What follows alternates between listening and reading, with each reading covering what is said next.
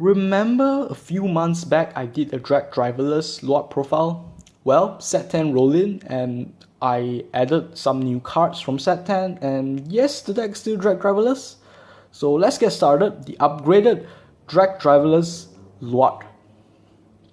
So for starters, right now I'm playing David instead of Nisa because David, because if you remember our strikes, we play a lot of Spectrals, Aura Geyser, and Phantom Blaster Diablos, so we will need to eat up a lot of our rearguard. So David just gets the job well done because he's 1 for 2. So David is still the ideal starter in this deck, so therefore running David as a starter. Then we are playing, of course, 4 copies of Dragdriver-less Luard. I don't think I need to go in through his effects, because I think everyone knows what he does. So he's a really good card, and we are doing a deck centric around him, so definitely running 4 copies of him. Then next up, we are running 3 copies of Blaster Diablo. Now the reason I run Blaster Diablo at 3 copies is because I couldn't figure out what's the ideal backup grade 3 to run in this deck. Initially I thought Dirmut would make a good idea, but after a while it seems that I couldn't even get him out on the field because my grade 2s are just much better than him, so I won't even get him out on the field. So playing 3 copies of Blaster Diablo is in case we cannot ride into Luard, we ride into him, we still can get our free strike off because we still play 6 Diablo and Blaster strikes. So running 3 copies of Blaster Diablo. As for grade 2s, we want to focus on more of aggressive beatdown playstyle. So definitely we are running 4 copies of Morfessa. Don't think I need to get into her skill too much because she's a 14k hitter. 14 plus 7 is 21. 21 is a magic number. And if she hits, we get to Superior Call a grade 1 unit. And she's a grade 1 in a drop zone, so it fuels our ritual. So she's overall a very good card. So running 4 copies of her for the 21k columns. And then a newcomer, this box promo, Uskias.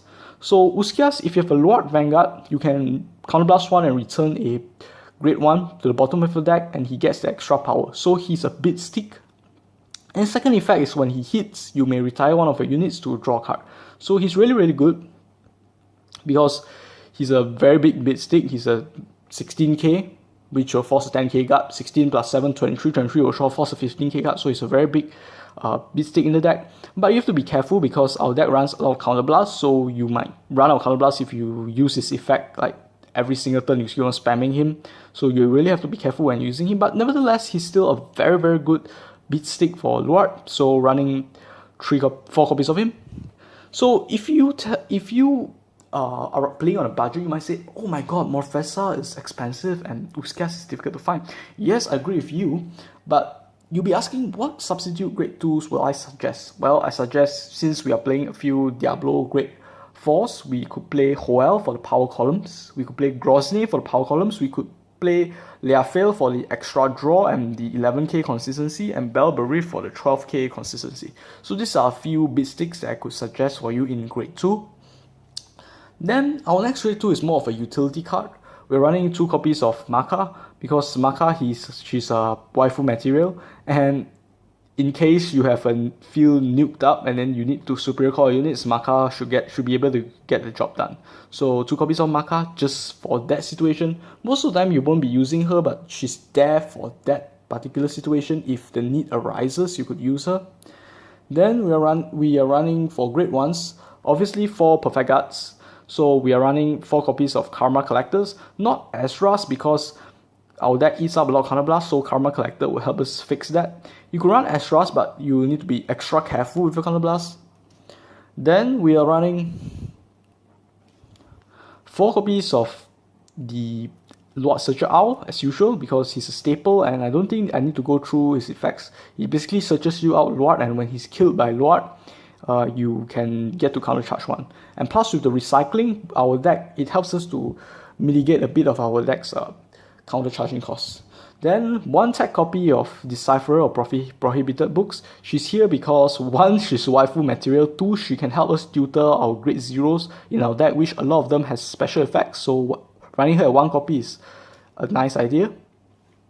Then we are running 3 copies of Night Sky Eagle. So Night Sky Eagle is consistently a 11k whenever you call him out from your hand or from the deck. So he's very big on his own, and he's much bigger than a lot of 9k grade 2s nowadays, and he's overall just a very good card, so I'm running him at 3 copies. Oh, once again, if you say that you don't have Decipherer because she's a promo and a bit hard to find, you could play an extra copy of this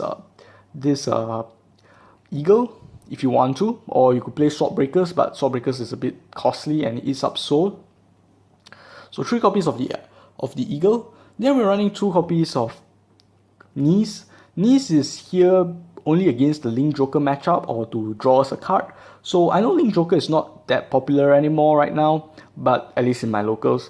But he's still there for just in case, and if the situation arises, you could call him out and then boost with him, sacrifice him to draw an extra card to net you a +1. Still a good idea.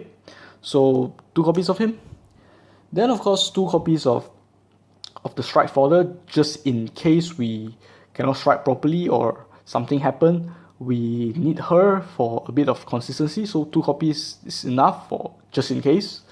And then for triggers, we are running 2 copies of Kaneki because he's extra David and extra Davids are good, plus he's fetchable with this girl, remember her? Yeah, he's fetchable with her, so it's really good. Then we are running 2 copies of the Draw Trigger Owl, just to fix our soul if the need arises, and once again, fetchable with her. And then we are running 8 criticals.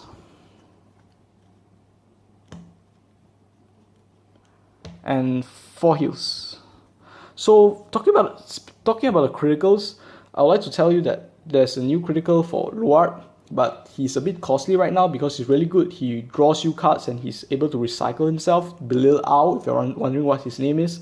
So that card is really good, but it's kind of pricey right now, so I don't have it. I haven't bought it yet, but you could play that card if you have it. Definitely play that card if you have it because it's just so good. Now we have talked about the main deck, let's talk about our G-Zone. So G-Zone, we start up with 2 copies of Aura Geyser Dam and 2 copies of Aura Geyser.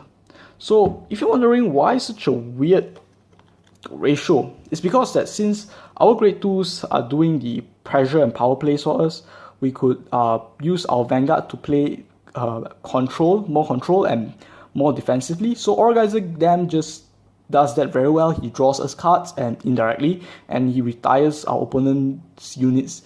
And then plus we are playing so many grade 1s in the deck and below, so the chances of us pulling his retire effect off is very high. But I know some of you will say that, oh, he's a GR, he's a bit expensive, what's the budget alternative? The budget alternative is to play 2 Aura Geysers. Aura Geysers' price have dropped since the reprint, and 2 copies of Carnivore Dragon for the added retire and control. So 4 Aura Geysers. Then, as usual, good old Spectral. I don't think I need to talk a lot about him. The extra drive check will net you an extra card, and the extra attack means pressure to your opponent, so it's perfect. So 2 copies of him. And then 4 copies of Phantom Blaster Diablo. Now Phantom Blaster Diablo, to be honest, he's not that good right now because of G Guardians and the new FC G Guardians, which will become very big. But he's here just for the synergy with Blaster Dark Diablo. I might drop him down to 2 if I could find a better alternative for Blaster Dark Diablo, but right now I'm just running him at 4 copies. And then we are playing 1 copy of Ogma. Ogma is the new GR for the clan, and he's much better than Diablo right now because he basically, if you're fighting decks with empty field, you can sacrifice 5 of your own rear guards, your grade 1s, which is very much possible. And then once you do it, he has to discard 5 cards, and this is very painful. It's more painful than Diablo because discarding 5 cards, that's just insane. And the rest of the G-Zones are the G Guardians and the utility cards. So of course 1 copy of Sibris just to fight against those people who won't play fair. Then 2 copies of Plotmaker because he's the best G Guardian for Shadow Paladin right now. And for last but not least, 2 copies of Dismal just to protect my own rearguards. So this is my Dragdriver-less Luard and Ogma deck profile. So what do you guys think? Do you guys like this video or do you guys disagree with my choices? Leave your comments down below. And as usual, don't forget to like and subscribe. And if you really adore the videos, why not share it to your friends? It helps out the channel to grow. And that's all from me. I'll see you all in my next video. Thanks for watching. Bye.